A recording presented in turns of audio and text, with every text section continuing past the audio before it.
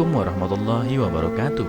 Apa kabar kalian? Semoga kalian baik-baik saja dan tetap diberikan kesehatan oleh Allah Subhanahu wa taala. Bantu channel kami dengan cara subscribe dan tekan tombol lonceng kalian. Terima kasih. Semoga kisah ini bermanfaat.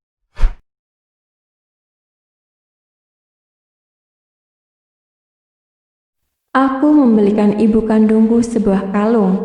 Saat ibu mertuaku tahu, dia marah. Tak kuduga suamiku mengatakan begini. Sebelum kami menikah, suamiku selalu mengatakan bahwa ibunya agak penuntut. Dia berharap saya mengetahui masalah sensitif ini, karena setelah menikah, kami akan tinggal bersama orang tuanya. Bahwa jika aku mengatakan sesuatu, meskipun itu benar, dan bahkan mertua yang salah, jangan banyak menanggapi. Itu hanya akan menyebabkan lebih banyak ketegangan. Dan saat itu aku berpikir, mudah saja, setelah menikah saya akan baik dengan ibu mertua, maka pasti tidak akan ada masalah. Namun setelah memiliki anak, tentu saja akan banyak menghabiskan banyak waktu dan tenaga, serta banyak hal baru dalam keluarga yang juga perlu diperhatikan. Misalnya, setelah melahirkan, saya juga harus merawat anak, melainkan melakukan pekerjaan rumah tangga, karena keadaan ekonomi keluarga tidak memungkinkan kami untuk menyewa seorang pengasuh, dan tidak memungkinkan untuk meminta bantuan ibu kandungku, karena adikku masih bersekolah. Ayahku juga seorang bekerja. Segala urusan rumah adalah ibu yang mengurus. Pasti ibu tidak bisa keluar rumah. Mungkin nenek yang bisa membantu, dan aku bisa mengirim anak saya ke rumah nenek. Tapi rumah nenek terlalu jauh. Sebenarnya aku ingin meminta bantuan pada ibu mertua, tapi dia langsung menolaknya. Jangan pikir saya akan merawatnya. Saya memiliki lebih banyak pekerjaan yang harus dilakukan. Saya sangat sibuk, kata ibu mertua. Dan sebenarnya ibu mertuaku tidak terlalu sibuk, tapi dia tidak mau. Jadi aku tidak bisa memaksanya. Aku berbicara dengan suamiku bahwa aku akan berhenti bekerja dan merawat anak sampai dia berusia 2 atau 3 tahun, menunggu sampai anak ini bisa dititipkan ke tempat titipan, dan kemudian aku kembali bekerja. Karena aku punya keahlian sebagai akuntan, jadi aku tidak akan bekerja terlalu berat. Bayiku baru berumur kurang dari 4 bulan. Ibu mertua semakin jarang membantu mengurus cucunya, dan dia makin acuh tak acuh. Sebetulnya, aku juga telah mengurus anak. Ibu mertua melihat aku tidak lagi bekerja di luar dan hanya menghabiskan waktu di rumah. Dia tidak puas. Sepanjang hari dia terus membuat alasan untuk memarahiku. Aku hanya berpura-pura tidak mendengarnya. Minggu lalu, ibu kandungku berulang tahun yang ke-50 tahun, dan aku terlalu sibuk sampai melupakannya. Kakakku harus menelpon untuk mengingatkanku. Setelah menelpon, aku merasa sedih. Keluargaku tidak kaya. Orang tuaku berjuang keras untuk membiayai kuliah anak-anaknya sampai tamat dan mencari biaya untuk pernikahan anak-anaknya. Tapi aku malah terlalu sibuk. Aku tidak punya waktu dan bahkan lupa untuk memikirkan orang tua.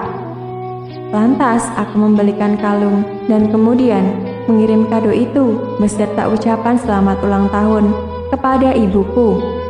Setelah ibu mertuaku tahu, dia sangat kesal. Dia langsung menunjuk mukaku dan berkata, "Sekarang kamu tidak dapat menghasilkan uang. Anakmu masih kecil, malah membeli barang mahal. Kamu berani mengambil uang anak saya untuk membelikan barang mewah untuk ibu kandungmu. Apa bedanya kamu dengan pencuri?" Kata-katanya benar-benar membuatku marah. Sekarang aku tidak bekerja, tapi ini bukan karena aku malas. Uang untuk membeli hadiah kalung itu adalah uangku sendiri. Uang jatah untuk membeli susu anak sama sekali tidak aku gunakan. Mengapa ibu bilang saya adalah seorang pencuri? Saya hanya ingin berbakti kepada ibu kandung menggunakan uang sendiri. Apakah saya salah? Saat itu saya sangat marah. Jika ibu itu, maka selanjutnya beritahu semua anak kandung ibu untuk tidak membawa hadiah. Jangan biarkan anak-anakmu menjadi pencuri. Ibu mertua saya tiba-tiba terenggah-enggah. Mendengar saya berkata begitu, tiba-tiba dia hanya bisa diam. Suami saya kemudian mengeluh kepada saya. Sayang, ibu menangis hampir 2 jam. Dia mengatakan bahwa sekarang dia sudah tidak dihargai lagi sebagai seorang ibu. Dapatkah kamu sedikit bersabar? Jangan ambil pusing dengan ucapannya. Nanti juga dia akan berhenti marah-marah sendiri. Saya tidak ingin mendengar. Saya hanya meminta dia untuk menyuruh anak-anaknya melakukan hal yang sama kepadanya, seperti yang dia suruh saya untuk melakukan kepada ibu kandung saya. Apa yang salah? Tentu saja sepantasnya seorang menantu menghormati ibu mertua, tapi dalam kasus ini ada sesuatu yang tidak nyaman, yang jika dibiarkan berlarut-larut tanpa diungkapkan, maka suatu saat akan menjadi masalah besar. Terkadang saat perselisihan keluarga terjadi, itu bukan karena ibunya, tapi karena suaminya tidak pandai. Sebenarnya wanita sangat sensitif, akan lebih mudah marah dan menggunakan perasaan. Sang istri tidak membutuhkan suaminya sebagai hakim, menilai siapa yang benar dan siapa yang salah. Ajak bicara, dengarkan, tidak memihak, dan belajar memahami wanita. Itulah cara terpenting untuk menjaga keluarga tetap bahagia dan utuh. Menjadi suami yang pandai dan bertanggung jawab, akan tahu bagaimana mendamaikan hubungan antara ibu mertua dan istrinya. Suami harus mengerti hubungan antara suami dan istri. Bagaimana menikah, maka tidak ada istilah milikku atau milikmu. Semua adalah milik kita bersama. Jika ibu mertua mengatakan bahwa menantu perempuannya tidak baik, suami seharusnya tidak langsung berpikir, "Oh istriku, apa yang salah denganmu?" Istrimu datang dari luar ke tempat baru di rumahmu untuk melakukan hal yang sulit, butuh pengertian. Tanyalah juga apa yang salah dengan ibumu. Terkadang keadaan istri seperti itu sulit diucapkan dan sangat membutuhkan simpati dari suaminya. Padahal, jika suami memandang ibu dan istri sama pentingnya, membantu istrinya mengerjakan pekerjaan rumah tangga, menyeimbangkan emosi antara ibu dan istrinya, kehidupan keluarga itu pasti akan bisa berjalan dengan baik.